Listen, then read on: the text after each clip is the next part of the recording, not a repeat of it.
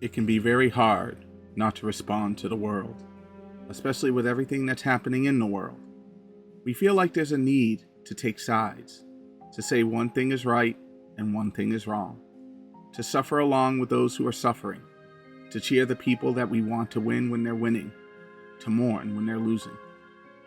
It's easy, very easy, to get trapped into believing that you must do something, say something, be something, feeling as if you're not doing enough to help, to care, to love. It's so easy to want to be a warrior for the cause, to be a fighter out there on the front lines, either in protest or in battle. But behind these desires is not the human toll that you wish to change. It's not the lives of others you wish to be made better. It's a desire for the world to be different from what it is, for you to see the world and not accept it as it is. And many misunderstand this notion of acceptance. Even more misunderstand the idea of surrender. For these two words for many people become the anthem of quitting, of giving up, of letting evil win. For we've all learned through history that all evil needs to succeed is good men failing to act. That, as MLK said, we will not remember the words of our enemies, but the silence of our friends. So how does one advocate the surrender of oneself to this chaotic world as a tool to change it? How does one advocate the acceptance of the world as it is when the world seems so unacceptable? But as I've said before, and as I'll keep saying, when I say that one is to surrender, I mean they are to surrender to life. When I speak of acceptance, I mean to accept life for what it is and what it becomes, understanding that you will do what you are going to do, that every feeling and motivation, every desire for things to be something good or bad, is there to push you and motivate you and lead you. In the end, you will be what you are going to be. Everything will happen the way it happens. Whether you mentally stress yourself out about it or not, we spend so much time in our lives worrying about what's going to happen, what the consequences are going to be, what we can and cannot do. And yet, somehow, things continue to get done. Life continues to be lived. And when it's not lived anymore, it hardly becomes a concern for the person that's dead, but rather a pain for the living.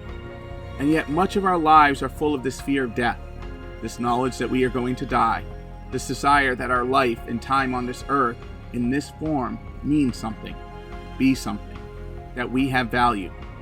Never understanding that our mere existence alters the very flow of existence in this world, that everything we do ripples across all of creation and all of history, that there never was and never will be a worthless life. For the universe doesn't work that way. Everything is in a state of constant manifestation, of creation and destruction, like waves rising high from the ocean before crashing back into the water. You are that wave of creation. You are not somehow dropped into the universe from nothing. You formed from the universe. You'll travel your path. You'll live your life. And in the end, all that you do, no matter how great or how small, will have served exactly its purpose.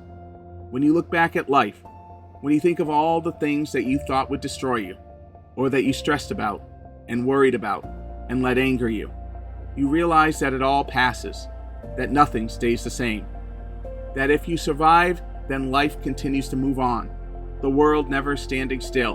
And when you realize the world doesn't stand still, that time waits for no one, that everything keeps moving forward relentlessly, then you can begin to realize that there is nothing for you to be worried about.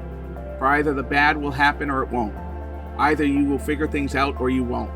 And there'll be pain, there'll be difficulties, there'll be challenges that alter the course of your life in ways that you never imagined. There'll be all these things.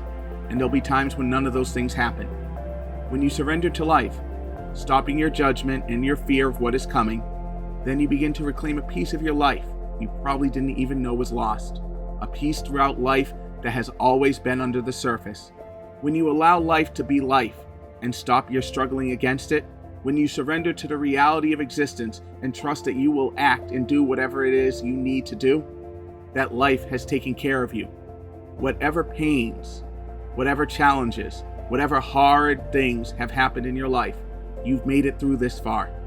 Life has taken you to where you are right now.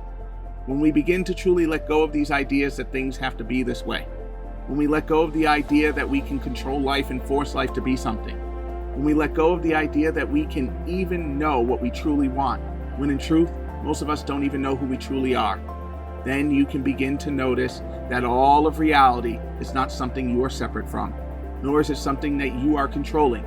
It is what you are, always manifesting and always becoming what you have always been. Life taking form and shape, the universe realizing itself, a joke on a cosmic scale for which we take way too seriously. Seeing that, being that, letting go of all that isn't that, allows you to truly see the truth, to live it fully and realized. So there's no pain, no sadness, no anger, only the joy and happiness and peace that is your birthright, that is there waiting for you when you realize that you're perfect and complete.